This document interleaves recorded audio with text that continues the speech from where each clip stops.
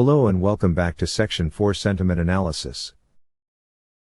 In my previous course, Experimental Machine Learning and Data Mining with Weka Part 1, I have touched on the subject of sentiment analysis, text classification with Weka and the usage of filters such as string-to-word vector, so I will assume that you are on the same wavelength. Otherwise, please go and take the Experimental Machine Learning and Data Mining with Weka Part 1. In Part 2 of this course, you will be involved in sentiment analysis experiments so that you can get the hang of it. But first things first, let me recap and elaborate on the subject of sentiment analysis. Sentiment analysis, or as they call it opinion mining, is a technique used to determine the overall sentiment or opinion expressed in a piece of text. We can analyze and classify emotions, attitudes, opinions and appraisals in a text, whether it's positive, negative, or neutral. And why do we want to do that?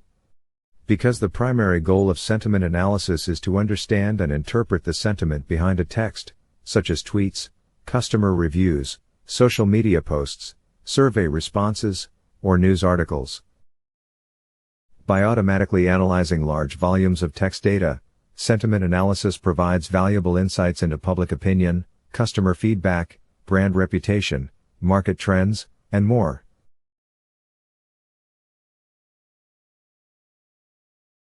Here's an overview of how sentiment analysis works.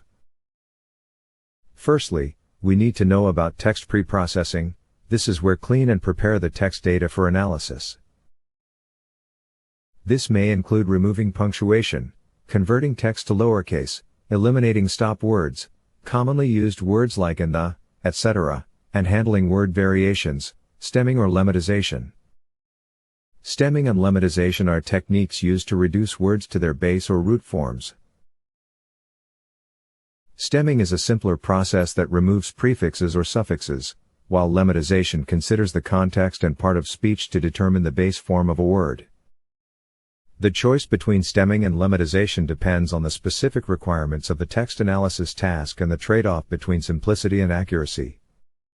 Secondly, we need to extract relevant features or attributes from the text to capture sentiment. This can be done using various techniques, such as bag of words, representing text as a collection of words, n-grams, sequences of adjacent words, or more advanced methods like word embeddings, representing words as numerical vectors. Thirdly, sentiment classification. This is where machine learning or natural language processing techniques are applied to classify the text into sentiment categories. But which algorithm should I use, you might ask?